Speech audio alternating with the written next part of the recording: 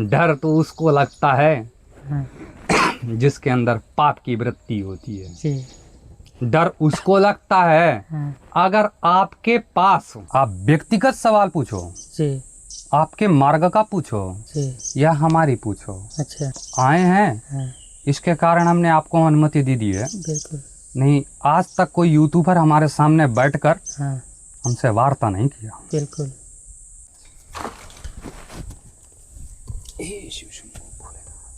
ये 41 दिन करने के बाद इसका असर शुरू हो जाएगा। ये चीज मंदिर में पहुंचाया हुए पुजारी से कहकर कि ये हमारी तरफ से भगवान को भेंट व समर्पण करो। जिंदगी में दिन दुगनी रात चौगनी ना होने लगे तब बताना। जब तक जिंदा रहो तब तक रहो, किसी के आगे ऐसा नहीं करना पड़ेगा। ये हम लिख कर देते हैं। अच्छा तो महाराज जी, लोग पूछते हैं जब भगवान सब देख रहे हैं तो फिर गलत क्यों हो रहा है? वाह, बहुत बढ़िया प्रश्न, बहुत बढ़िया।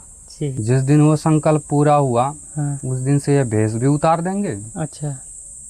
सब कुछ उतार कर किसी एक गुफा में हाँ। अपना अभ्यास करेंगे बस। महाराज जी, आप बचपन से इस रूप में हैं, कभी भगवान के चमत्कार देखने को मिला? ना चाहता हूँ चमत्कार और न चमत्कार दिखाना चाहता हूँ।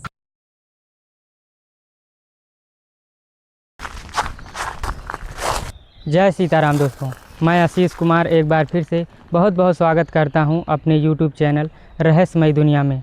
साथियों, यदि आप इस वीडियो पर आ ही गए हैं तो मैं आपको एक ही बात कहूंगा कि इस वीडियो को पूरा ज़रूर देखिएगा। हो सकता है ये सत्संग आपके जीवन को बदले, या फिर हो सकता है ये सत्संग आपको कुछ सीख दे, क्योंकि मैं दर्शन कराने वाला हूँ एक ऐसे साधु के जो घने जंगल में नहीं, बहुत ही घने जंगल में रहकर भजन साधना करते हैं। बिल्कुल साधारण तरीके से रहकर वो बचपन से ही वैराग्य धारण कर लिए, बिल्कुल कच्ची उम्र से, और जंगल में आकर आत्मज्ञान प्राप्त किए। लोग तो यहाँ वहाँ घूम कर के ज्ञान प्राप्त करते हैं, लेकिन जो मैं अभी संत के दर्शन कराने वाला हूँ वो अपने खुद तप के माध्यम से आत्मज्ञान प्राप्त किए हैं। वो किसी को वीडियो देते नहीं हैं, लेकिन हम निवेदन किए तो आज उनका सत्संग मिलने वाला है। तो वीडियो के अंत तक जरूर बने रहिएगा। यदि आप हमारे चैनल पर पहली बार आए हैं तो चैनल को जरूर सब्सक्राइब कीजिएगा। चारों तरफ से जहाँ भी देखेंगे बहुत ही बीहड़ घना जंगल आपको दिखाई देगा। ऐसे जंगल में साधु संत रहकर भजन साधना करते हैं। सामने देखिए बह रही हैं मंदाकिनी गंगा मैया।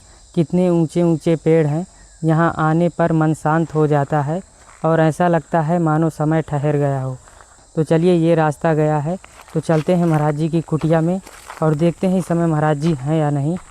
जैसे जैसे मैं जंगल के अंदर घुसता जाता हूँ, शहर की आवाज़ पीछे छूटती जाती है और प्रकृति नए नए रूप में दिखाई देती है, मानो हम किसी अनजान लोक में आ गए हों। यहाँ आने पर ऐसा लगता है। जंगल के काफ़ी अंदर आने के बाद देखिए मैं एक नाले में खड़ा हूँ।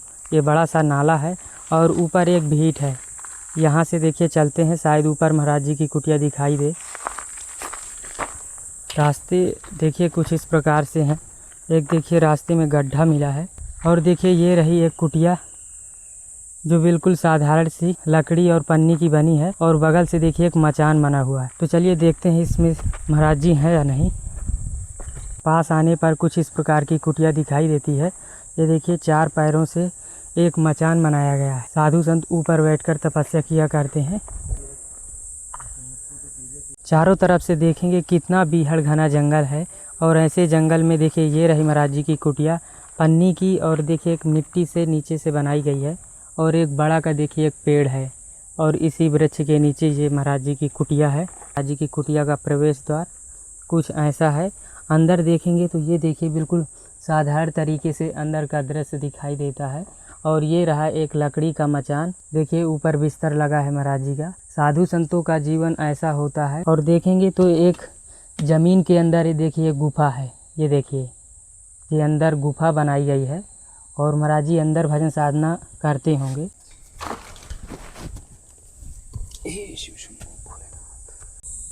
महाराज जी जय सीताराम। जय श्री सीताराम, जय श्री सीताराम प्रभु। स्नान ध्यान हो गया? हाँ, स्नान ध्यान हो गया। कितने बजे महाराज जी हो जाता है सुबह? ये तो हमने समय फिक्स नहीं किया। हाँ। जब समय अनुकूल मिले हाँ। तब स्नान कर लेते हैं। अभी पाबंद नहीं लगाया हमने नियम में। हाँ। हाँ। जब जैसे भगवान चलाता है वैसे चल रहा है। अच्छा। तो महाराज जी आप इस कुटिया में कब से रह रहे हैं? अभी तो फिलहाल मेरे को 1-2 महीना ही हुआ ये कुटिया में आए। हाँ हाँ। इसके पहले हम दूसरी कुटिया पे रहते थे। अच्छा। इससे भी वो घनघोर जंगल था। हाँ हाँ। तो वहाँ कुछ अब असुविधा हुई, इसके कारण वहाँ आदमी ज़्यादा आने लगे। इसके वजह से हमने वो स्थान त्याग दिया। अच्छा। क्योंकि हमको ज़्यादा प्रपंच नहीं चाहिए और ना ज़्यादा लोकचार चाहिए। हम तो जिस मार्ग के लिए निकले हैं घर से, वो मंजिल हमको प्राप्त हो, इसी विचार से दिनचर्या अभी काट रहे हैं। अच्छा। तो महाराज जी आपको ये भेष में कब कितना बचपन से बचपन से? अच्छा। हम ये भेष हाँ। तो अभी स्वीकार किया। अच्छा। लेकिन भेष के पहले भी हमारी वृत्ति जैसे आज है वैसे ही पहले थी, बचपन काल में। बस फर्क सिर्फ इतना है, उस समय भेष नहीं था और ये दाढ़ी नहीं थी। अच्छा। ये तो हमने कुछ समय के लिए अभी रखा है गुरुजनों के आशीर्वाद के कारण। जिस दिन वो संकल्प पूरा हुआ उस दिन से ये भेष भी उतार देंगे। अच्छा। सब कुछ उतार कर किसी एक गुफा में अपना अभ्यास करेंगे बस। अच्छा। लक्ष्य वही है। क्योंकि हमारा लक्ष्य ये नहीं है कि दुनिया को बताओ, दुनिया को जगाओ। क्योंकि जो जाग कर भी सोया है उसको जगाना असंभव है जी।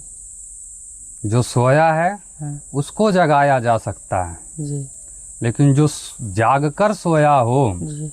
उसको जगाना असंभव होता है जी। इसलिए हम ज़्यादा प्रयत्न नहीं करते। जो जिसकी इच्छा है वैसे ज़िंदगी गुजारे तो ज़्यादा सही है। रही बात हमारे कर्म की, तो हम तो यथाशक्ति जितना भगवान चाहते या कराते हैं उतना करते हैं। अच्छा। तो महाराज जी अभी आपके माता पिता भी हैं? सबको, ये पूरा परिवार है। अच्छा। हमारे जैसा परिवार भगवान सबको दे। अच्छा जी। तो महाराज जी कभी आपका मन नहीं करता कि मैं फिर से उसी गृहस्थी जीवन में जुड़ जाऊं? नहीं। अच्छा। याद आती है। अच्छा। वृत्तियाँ जाती हैं लेकिन उस वृत्ति को हटाकर भगवान के से चरणों में लगाना ही यही रास्ता उचित है और यही रास्ता सत्य और मार्ग दर्शाता है। अच्छा। क्योंकि इस जीवन काल में सब कोई गृहस्थ में भी रहकर कहीं भी रहकर भजन कर सकता है। अच्छा। लेकिन शुरुआती दौर पर उसको एकांत का सहारा लेना ही पड़ता है। जिस तरह मकान बनाते समय उसकी नींव पे दृष्टि रखी जाती है जी। कि ये नींव जितनी मजबूत होगी उतना घर मजबूत होगा। जी। ना का यदि वो नींव दिखती नहीं है किसी को फिर भी उसको मकान से भी अच्छा और मकान से भी मजबूत बनाने का प्रयत्न करते हैं। जी। ठीक उसी प्रकार ये हमारी अभी नींव है। ये कमजोर पड़ गई तो भक्ति का मकान बनना असंभव है। जी। इसलिए पहले नींव को मजबूत बनाओ जी। फिर आगे का भगवान जैसा प्रगति दे में जैसा विचार करें वैसा आगे बढ़ो। अच्छा।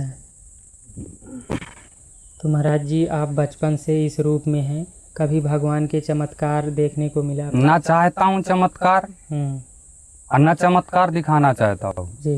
मैं तो सिर्फ और सिर्फ उनके प्रेम लक्षणा भक्ति पर प्राप्त करना चाहता हूँ। जी। जी। रिद्धि सिद्धि चमत्कार ये तो तुच्छ हैं। अच्छा। ये तो साधारण इंसान भी चाहे ले तो 6 महीने में भी प्राप्त कर सकता है। अच्छा। जितने भी चमत्कार हैं। 6 महीना बहुत होता है उसके लिए। तो इनके पीछे हम नहीं भागना चाहते, ये तो अपने आप मिलने वाले हैं। क्योंकि जिस तरह वृक्ष लगाने के बाद उसमें फल आना स्वाभाविक है, तो वृक्ष लगाने के बाद फल कब आएगा, कैसा आएगा, कैसा मीठा होगा, खट्टा होगा, ये विचार करके अपना समय बर्बाद करना, उसी को कहते हैं मूर्खता, उसी को कहते हैं लोभ। अब लोभ के कारण ही तो हम उसके अंदर देखते हैं इसमें फल कैसा आएगा, कब हमको मिलेगा। बस वही सोचते सोचते हम अपना समय बर्बाद कर देते हैं। इसलिए वृक्ष लगाओ और भूल जाओ इसमें फल कैसा आएगा। वो तो उसका स्वभाव है, वृक्ष का स्वभाव ही है फल देना, वो देगा ही देगा। ठीक उसी प्रकार हम करते हैं कर्म भजन, इसका स्वभाव है उसका परिणाम देना, वो ऑटोमेटिक मिल जाएगा। तो ये रिद्धि सिद्धियाँ चमत्कार इनके पीछे हम नहीं पड़ते हैं। इनके पीछे तो वो पड़ते हैं जिनको लोग सम्मान चाहिए, लोक में अपनी प्रतिष्ठा चाहिए। हमको तो हम यही भगवान से मांगते हैं कि ना हमें प्रशंसा चाहिए और ना ही निंदा। हमको तो उसी तरह अपने चरणों के रज के नीचे दबा के रखें, जिस तरह भगवान के श्री चरणों में रज होती है लेकिन दिखती नहीं किसी को। बिल्कुल। बस वैसा ही जिंदगी विचारना चाहता है और अपना संपूर्ण जीवन का रस उसी में पाना चाहता हूँ। तो महाराज जी जैसे बहुत सारे साधु संत होते हैं, वो पाखंडी भी होते हैं और हैं। और ना ही सुनने की हमारी क्षमता है। ना हम किसी की प्रशंसा करना चाहते हैं और ना ही किसी की निंदा। आप व्यक्तिगत सवाल पूछो, आपके मार्ग का पूछो, या हमारी पूछो, या तो उसकी पूछो। बाकी कौन क्या कर रहा, किस लिए कर रहा, क्यों कर रहा, अच्छा है बुरा है, ये प्रश्न मत पूछो। बिल्कुल। क्योंकि हम वो नहीं चाहते। आप आए हैं इसके कारण हमने आपको अनुमति दे दी है। बिल्कुल। नहीं, आज तक कोई यूट्यूबर हमारे सामने बैठकर हमसे वार्ता नहीं किया। बिल्कुल। वो एक रमेश नाम का व्यक्ति है, बस वही थे। वो भी बेचारे आग्रह करके आए थे, इसलिए हमने अनुमति दे दी थी। आए थे उस दिन महाराज जी। आपके संगय आए थे, इसलिए हमने, वो बहुत पहले से थे, हम वहाँ थे तब वो बहुत आग्रह सार्थक हो। देखिए, गृहस्थ और जंगल में और गृहस्थ में कोई फर्क नहीं हमको दिखता। जो जंगल में मिल सकता है उससे कई गुना गृहस्थ में मिल सकता है, लेकिन वो कठिन बहुत है। कठिन इसलिए हो जाता है क्योंकि हमारे अंदर प्रेम, भाव और कहीं ना कहीं लालच, प्रमाद, ये सभी का विकार तीव्र गति से बढ़ने लगता है।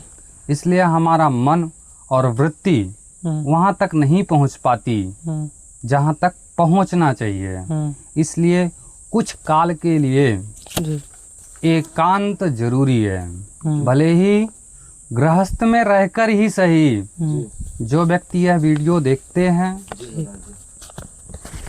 वो गृहस्थ में ही हैं, उससे भी बड़ा सोने में सुहागा है उनका। वो 24 घंटे में सिर्फ 4 घंटे भगवान के नाम का निकालें और उस 4 घंटे में सब कुछ भूल जाएं। यहाँ तक कि अपने आप को भी भूल जाएं। ये समझें कि हम तो अब मृत्युशैया की सेज में पड़े हैं। जब ये काम ना करेंगे ना वो, कि अब हम तो मृत्यु के दरवाजे में खड़े हैं, उस समय उनकी आत्मा चीख चीख कर पुकारने लगेगी कि अब हरि का भजन कर, अब हरि का भजन कर। बस ये वृत्ति सोचनी है, और ये सत्य भी है। आज नहीं तो कल मुझे काल का ग्रास बनना पड़ेगा। जिस तरह ये चक्र काल का निरंतर चलता रहता है, आज हम यहाँ बैठे हैं और सोच रहे हैं कि हम अजर और अमर हैं, लेकिन वो काल का चक्र जिस दिन हमारे सामने आया उस दिन हमारा अस्तित्व मिट गया। इसलिए गृहस्थ में भी हैं तो भगवान का नाम का आश्रय ले लें। काम करते रहो, नाम लेते रहो, जहाँ भी रहो भगवान की स्मरण, उनके चिंतन में रहो। जिस तरह एक माँ पुत्र के कामना से सदा चिंतन करती रहती है कि मेरा पुत्र खाया होगा, पिया होगा, भूखा होगा, ठीक उसी प्रकार हमको अपने भगवान के बारे में सोचते रहना है। वृत्ति ही हमारी सोच की वृत्ति ये भगवान में लगा देनी है, और दुनिया को वो दिखाना है, वो देना है जो दुनिया चाहती है। हम क्या करते हैं, हम उल्टा करते हैं। जो भगवान को चाहिए वो इंसान को देते हैं, और जो इंसान को चाहिए वो भगवान को देखते हैं। इसलिए ना इंसान खुश हो पाता है और भगवान तो बहुत दूर चले जाते हैं।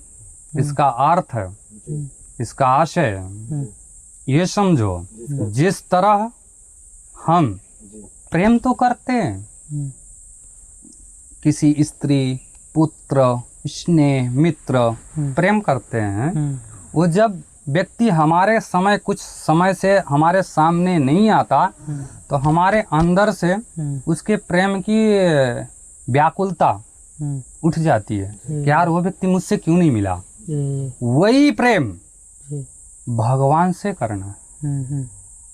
जिस तरह उस लड़की के लिए, उस लड़के के लिए, उस संतान के लिए, उस पिता के लिए तुम रो रहे हो, वही रोना, वही चित्त की वृत्ति भगवान से लगानी है। तड़पना, रोना, व्याकुलता ये भगवान से करनी है, और दुनिया वाले को ये दिखाना है कि हाँ हम तुम्हारे हैं और तुमसे प्रेम करते हैं, क्योंकि वो सत्य को नहीं जानते, ना सत्य को स्वीकार करना चाहते हैं। वो तो सिर्फ दिखावा जानते हैं। इसलिए सत्य यही है कि जो देखना चाहता है उसको वो दिखा दो, और आप अपने मार्ग में चलते रहो। कोई किसी को पता ना कर पावे ये अंदर से नाम जप कर रहा है, ये भगवान का भजन कर रहा है। ऐसे गुप्त में रहो, गृहस्थ में ही रहकर बस अंदर से भगवान के प्रति अपने अंदर प्रेम उत्पन्न कर लो। ये संसार सागर से छोड़कर और संसार में ही रहकर वो चीज तुमको प्राप्त हो सकती है जो बड़े बड़े ऋषि मुनि नहीं पाते। हाँ, अगर कुछ ना कर सके वो इस मनुष्य शरीर में जी, तो एक कर्म गति जरूर कर लेवे जी, इस संसार का, इस मृत्युलोक में जिस तरह वृक्ष में एक जड़ होती है, जी, जड़ को उखाड़ कर फेंक दो तो संपूर्ण वृक्ष नष्ट हो जाता है। जी, ठीक उसी प्रकार धर्म का केंद्र, जी, धर्म का मूल, जी, धर्म का बीज गौ माँ है। जी, जहाँ से धर्म स्फुरित होता है, जी, जहाँ से धर्म प्रकट होता है, जहाँ से संसार का चलायमान होता है, जी, वो है गौ माँ। इसलिए हम सभी भक्तों से कहना चाहेंगे जी, कि जहाँ भी हैं, जैसे भी हैं, जी, यथाशक्ति यदि आपके पास गोवंश है जी, तो गोवंश की सेवा करो।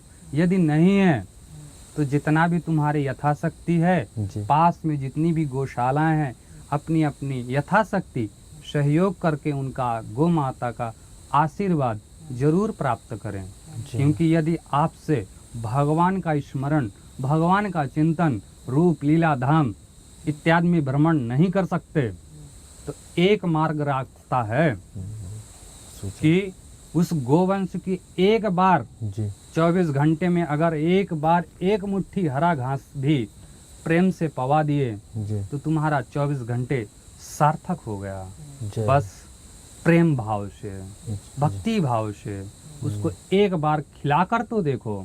41 दिन तक जी। यदि कोई व्यक्ति अपने प्रारब्ध से दुखी है, ये बात हम लिखकर प्रमाणित के साथ कह सकते हैं। जी महाराज। यदि कोई गृहस्थ में भी जी। दुखी, तनाव, किसी भी प्रकार से संशय में फंसा है, जी। तो वह ये काम करके देख लेवे, परीक्षण कर लेवे, जी। तब जाकर फिर प्रश्न करना। पहला, सुबह ब्रह्म मुहूर्त में जी। जो सबसे पहले गैया मिल जावे, जी। उसको हरा घास खिलावे। जी। भोजन का मतलब नहीं, हरी घास से मतलब है। जी।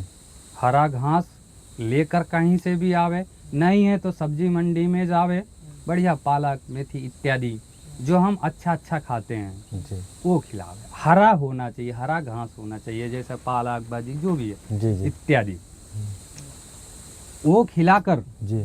अपने घर से जी। तुलसी जी। और पुष्प जी। ये प्रत्येक मंदिर में पहुंचाने का काम कर देवे। जी। कुछ मत करे, जी। भक्ति नहीं करे, भाव नहीं करे, कुछ ना करे। ये 3 संज्ञाओं को एक कर ले। जी। पहला, गो को ग्रास, जी। हरी घास, जी। और दूसरा घर में तुलसी लगाकर, पुष्प लगाकर, जी। प्रत्येक मंदिरों में जितने आप जहां तक पहुंच सकते हैं, जी।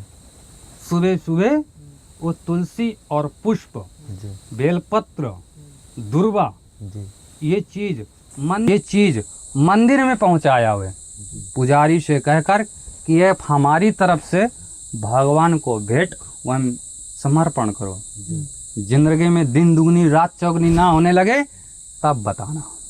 ये 41 दिन करने के बाद इसका असर शुरू हो जाएगा। 41 दिन करना पड़ेगा। 41 दिन के बाद इसका असर शुरू होगा। इसमें सबसे मूल चीज है धन। तीसरी, तुम्हारे भक्ति में उन्नति होगी और तुम्हारा मन सदा शांत हो जाएगा। यदि तुम सच्चे मन और कर्म से करते हो तो। यदि मन में पाप, दूसरे को निंदा, द्वेष रख कर करते हो तो सब व्यर्थ है। इसलिए जो भी करना, जितना भी करना, जितनी देर करना, उतनी देर सब कुछ भूल कर सिर्फ मैं परमात्मा का हूँ और परमात्मा मेरे हैं, बस यही दृढ़ विश्वास रखकर करते रहना और करके देखना। सुनकर निकाल देना कोई मायने नहीं रखता। जब तक हम उसको अपने जीवन में उतारते नहीं तब तक शब्द का अर्थ समझ में आता नहीं। इसलिए करके देखो। 41 दिन क्या जाता है।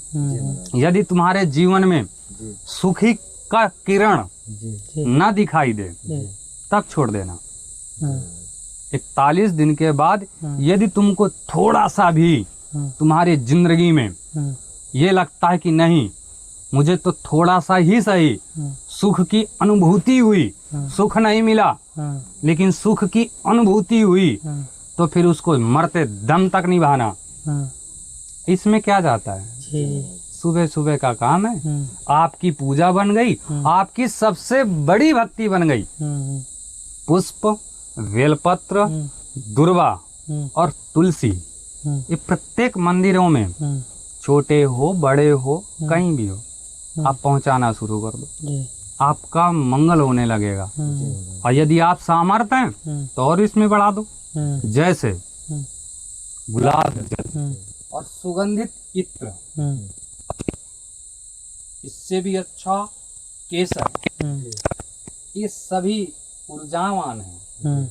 ये जब आप भगवान को समर्पित करते हैं तब ये इसकी एक ऊर्जा है। ये जब भगवान के चरणों में पहुंचती है तो ये तीव्र गति से काम करने लगती है और वही अपने पास खींचकर सभी सुख समृद्धियों को संपन्न कर देता है। ये चीजें जितनी हमने बता दी, अगर कोई सामर्थ्य पुरुष है करके देख ले, ये 41 दिन में अपना असर करना शुरू कर देता है। और 41 दिन में अगर तुमको थोड़ा सा भी लगे नहीं कहीं ना कहीं सच है, इसको जिंदगी में उतार लेना। और जब तक जिंदा रहो तब तक रहो, किसी के आगे ऐसा नहीं करना पड़ेगा। ये हम लिख कर देते हैं। जय शिव शंभू। महाराज जी, लोग पूछते हैं जब भगवान सब देख रहे हैं तो फिर गलत क्यों हो रहा है? वाह, बहुत बढ़िया प्रश्न, बहुत बढ़िया। जी भगवान देखते हैं जी। तो फिर गलत क्यों होता है? हाँ भगवान ने ही शुभ बनाया हाँ और भगवान ने ही अशुभ बनाया। जी बिल्कुल। भगवान के हृदय रूपी मंडल से धर्म का प्रादुर्भाव हुआ और धर्म और पाप भगवान की पीठ से उत्पन्न हुआ। ये दोनों ही भगवान के ही अंग हैं, दोनों ही भगवान के संचालक शस्त्र हैं। जी ठीक उसी प्रकार जिस प्रकार जब हम इस संसार में बाजार करने जाते हैं, वहाँ अच्छी चीजें भी मिलती हैं, जी बुरी चीजें भी मिलती हैं। हाँ उसी प्रकार जीव अपने आप को सोचकर कि मुझे क्या लेना है, जी मुझे क्या लेना चाहिए, मैं वही स्वीकार करता हूँ, ना कि जो बाजार में सब कुछ मिलता है वो लेके चला आता हूँ। मैं तो वही लाता हूँ जो मुझे मेरे सदुपयोग में आवे, मेरे कल्याण रूप में काम आवे। ठीक उसी प्रकार परमात्मा यही कहता है, ये माया जनित है। मैं तो उन व्यक्तियों को भरमा के रखने के लिए माया बनाई है जिस दलदल में फंसा है, इस दलदल में पड़ा है। मैं तो इसलिए ये नीति दिखाता हूँ ताकि एक बार भी सही मेरा चिंतन कर लेवे। तो इस संसार में दिखता वही है जो वो दिखाता है। ये पाप पुण्य सुख दुख ये सब उसी का किया हुआ कर्म है, लेकिन पुरुषार्थ हमें करना पड़ता है। वो दुख देता नहीं है।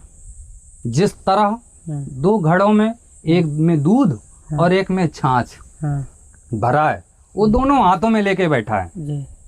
अब तुम्हारी इच्छा है कि तुम दूध पीना चाहो या छाछ पीना चाहो, खट्टा पाना चाहो या दुग्ध से बड़ा अमृत पान करना चाहो, वो तो दोनों लेके बैठा है। उसी प्रकार हमको दोनों दिखते हैं, पाप और पुण्य भी। ये पुरुषार्थ और ये नीति, ये हमको कन्फर्म करना है कि भगवान के उन हाथों से हमको क्या ग्रहण करना है, दुख या सुख। वो दोनों लेके बैठे हैं, जो तुमको स्वीकार हो, जो तुमको अच्छा लगे वो स्वीकार कर लो। ठीक उसी प्रकार भगवान में जो हाथ में लेके बैठे वो ना देखो, भगवान के श्री चरणों में देख लो। ना तुमको पाप छुएगा, ना तुमको सुख की अनुभूति होगी। जिस तरह सूर्य और चंद्र ये दोनों हैं, लेकिन दोनों में अंतर है। लेकिन अगर दोनों में से एक गायब हो जाए तो हमारा जीवन उथल बिथल हो जाए। ठीक उसी प्रकार वो तो दोनों लेके बैठे हैं। हमारी इच्छा क्या है, हमारी सुकृति क्या है कि हमको विष पान करना है या अमृत पान करना है। लेकिन वो परमात्मा लिए दोनों बैठा है जरूर है, लेकिन वो ये चाहता जरूर है कि ये अमृत का पान करें। लेकिन हम पाप में ग्रसित हुए इस जीव ये समझ नहीं पाता, क्योंकि हम भगवान का आश्रित नहीं करते, भगवान से प्रेम नहीं करते, इसलिए वो अमृत नजर नहीं आता और विष अमृत की तरह झलकता है। इसलिए हम पाप की ओर मुड़ जाते हैं। और वो तो सद्गुरु ही है जो भगवान की प्राप्ति करा सकता है। इन तीनों लोकों में इसके अलावा कोई नहीं है। इसलिए आशय यही है कि आप पाप और पुण्य को नजरअंदाज करो, सिर्फ और सिर्फ भगवान के श्री चरणों में प्रेम लगाने की कोशिश करो। और ये कोशिश तभी सार्थक होगी, ये सभी मनोकामना तभी पूरी होगी जब हम भगवान के नाम का आश्रय लेंगे। जिस तरह कलयुग केवल और केवल नाम आधारा, कलयुग में सिर्फ और सिर्फ नाम से ही इंसान तरने वाला है, ना कि कोई यज्ञ पूजा पाठ तप इत्यादि। कलयुग में असंभव है, क्योंकि कलयुग में तो तुम धर्म भी नहीं कर सकते, कलयुग में तो तुम यज्ञ भी नहीं कर सकते। यज्ञ करोगे तो उसमें सब चीजें अशुद्ध हैं। हम्म, आज के दौर पे तो ना घी तुमको शुद्ध मिलेगा, ना तुमको सामग्री शुद्ध मिलेगी। तो इसलिए वो पुण्य तुमको वो सुख प्रदान नहीं कर पाएगा जो तुमको भगवान का नाम प्रदान कर देगा। जी। इसलिए सब कुछ छोड़कर, सब कुछ भूल कर सिर्फ भगवान के नाम का आश्रय ले लो। भगवान का नाम ऐसे रटो जैसे इस तोते को, सुआ को एक बार रटा दिया जाए तो निरंतर उसी नाम का उद्घोष करता रहता है। सिर्फ इसी मन रूपी तोता को एक बार रटा दो, एक बार रट लिया तो फिर वो जिंदगी भर चलता रहेगा और वही तुम्हारे सुख का कारण बनता है। तो सर्वप्रथम नाम ही है जो तुम्हें इस भव सागर से, दुख संपत्ति से दूर उठाकर भगवान के श्री चरणों में लगा सकता है। मैं तो यही कहूँगा, जितने भी गृहस्थ हैं, जितने भी इस लोक में रह रहे, जितने भी इस वीडियो को देख रहे हैं, वो सिर्फ और सिर्फ भगवान का आश्रय लें, भगवान के नाम का आश्रय लें। वो कैसे भी लें। यदि आपको प्रेम से लेने नहीं बनता तो दुश्मनी कर लो। दुश्मनी से तो बड़ा कोई भक्ति नहीं। जी। दृष्टिकोण का फर्क है। भगवान से अगर प्रेम नहीं कर सकते तो दुश्मनी कर लो, जी। और ऐसी दुश्मनी करो कि तुम्हारे सामने प्रकट होने में मजबूर हो जाए। जिस तरह एक तपस्वी पुण्य को अपने हाथ में लेकर ऊपर बढ़ता है ताकि भगवान बेबस हो जाता है उसको दर्शन देने के लिए, ठीक उसी तरह दुश्मनी भी वैसे ही करो ताकि भगवान तुम्हारे सामने प्रकट हो जाए। उसको मजबूर होना पड़ता है। ये दोनों ही कारण हैं। रावण, कंस इत्यादि हुए, इन्होंने विरोधा भक्ति की, इसको विरोधा भक्ति कहते हैं। लेकिन विरोधा भक्ति संपूर्ण भक्ति का एक श्रेय है, लेकिन ये इतना सरल नहीं है। भक्ति करना इतना सरल नहीं है, लेकिन इससे भी कठिन भी नहीं है, इससे सरल भी नहीं है। इसलिए सबसे प्रथम नाम का ही आश्रय लो। आप नाम जप करने लाओ, नाम जप इतना करो कि तुमको अपनी सुध भूल जाए। और जिस दिन अपनी सुध भूल गई उस दिन तुम्हारे अंदर कोई प्रश्न नहीं रहेगा, कोई जिज्ञासा नहीं रहेगी, कोई दुख का भान नहीं रहेगा कि दुख कहते किसे हैं। करके तो देखो। और जब हम करते नहीं, सिर्फ विचार करते हैं कहाँ दुख है, कहाँ सुख है, इसी संशय में हमारी पूरी जिंदगी निकल जाती है। सिर्फ एक पकड़ लो। जैसे कोई बोलता है हम यहाँ खड्डा करके पानी देखना चाहें कि कितना गहरा है। हर एक व्यक्ति गड्ढा खरेगा तो कितने जन्म बीत जाएंगे। सिर्फ सदगुरु वो खड्डा करके देख चुके हैं कि कितने में पानी है, वो तो बता रहे हैं, है ना, कि इतने खड्डा में पानी है, चले जाओ, हमने खड्डा खोद के रखी है, तुमको खोदना नहीं पड़ेगा। ठीक वही बता रहे हैं। सबका सार, सबका रस नाम।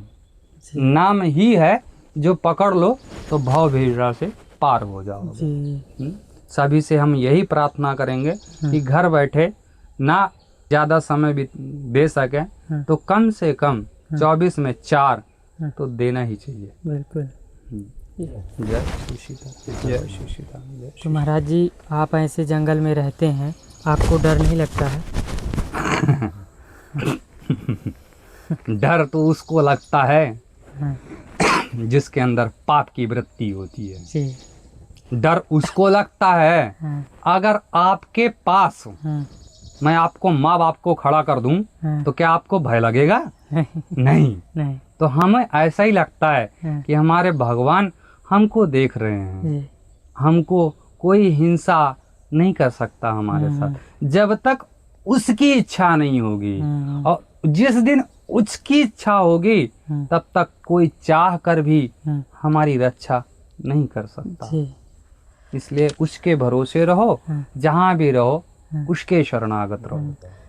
तो महाराज जी, आपकी कुटिया इतने घने जंगल में बनी है, जानवर और कोई खतरनाक जीव तो आते होंगे? रोज प्रतिदिन। अच्छा। तेंदुआ भी आता है, हाँ। चीता भी आता है। अच्छा। भालू तो आते ही हैं। हाँ। शिकारी लोमड़ी भी आती हैं। हाँ। बहुत जीव तो बहुत आते हैं। महाराज जी कुटिया में भी कभी आए आप? नहीं, कुटिया ये पहाड़ से उतर के यही रास्ता है पानी पीने का जाने का। अच्छा। सभी जानवरों का रास्ता यही है। इसी रास्ते से जाते हैं, पानी पीते हैं हाँ। और वापस आते हैं। अच्छा। 9 बजे, 9:30 बजे, 10 बजे उतरते हैं पहाड़ से हाँ। और 11, 11:30 के बीच में हाँ। वो रिटर्न हो जाते हैं। अच्छा। तो यहाँ ऊपर नहीं आते वो, हाँ। नीचे से ही निकल जाते हैं। अच्छा। और ना हम उनको तकलीफ देते ना वो हमको तकलीफ हाँ। देते हैं, महाराज क्योंकि जीव रूपी आत्मा उनके अंदर भी बसता है जी जी और जीव रूपी आत्मा हमारे अंदर भी बसता है। बिल्कुल। हम उनसे नफरत करते, हम उनको नुकसान पहुंचाने की चेष्टा करते हैं, हाँ। इसलिए वो अपनी रक्षा के लिए हाँ। हम पर हमला करते हैं। जी बिल्कुल। यदि हम उनसे प्रेम करें, हाँ। वो प्रेम की भाषा बहुत समझते हैं, जी। इतनी प्रेम की भाषा समझते हैं कि जितना हम नहीं समझते। वो मूक हैं, अर्थात मौन हैं, इसलिए वो बोल नहीं पाते, वो बता नहीं पाते कि हम तुमसे कितना प्रेम करते हैं। लेकिन हम शस्त्र लेकर उनके सामने खड़े हो जाते हैं, इसलिए वो मजबूर हो जाते हैं अपनी रक्षा करने के लिए, तुम्हारे ऊपर हमला करने के लिए। यदि तुम निहस्थे खड़े हो जाओ, प्रेम की दृष्टि से देखो, तो वो भी प्रेम की दृष्टि से ही देखेंगे। जी वाह। इसमें वो आक्रमण नहीं करेंगे, क्योंकि उनको ये ज्ञान हो जाता है जी। कि इसके कारण हमको हानि नहीं पहुंचने वाली, जी। हमको दुख नहीं पहुंचने वाला, इसलिए वो दुख नहीं देते, कष्ट नहीं देते। वो तो अपना काम करते हैं, जी। हमको अपना काम करना है। जी। महाराज जी इस गुफा के अंदर क्या है? दिखा देते हैं। गुफा में तो अभी हम काम चलाया है। तो देखिए दोस्तों, यहाँ पर पाताल में एक गुफा टाइप कुटिया बनाई गई है। महाराज जी वहाँ जा रहे हैं, ये देखिए। तो महाराज जी ये तपस्या करने का बहुत ही उच्च स्थान है। तो दोस्तों देख पा रहे हैं, ये रहा कुटिया के अंदर का दृश्य। जो ये कुटिया नीचे बनी है गुफा, ये पाताल में है, नीचे खोद कर बनाई गई है। देखिए कुछ सामग्री रखी हुई है और यहाँ पर भी एक बिस्तर है जहाँ पर महाराज जी भजन साधना किया करते हैं। ये देखिए, ये दोस्तों सौर ऊर्जा की व्यवस्था है महाराज जी के पास और अंदर उजाला जला लेते हैं। और देखिए यहीं पर भजन साधना करते हैं। जी जी हो गया, हो गया महाराज जी।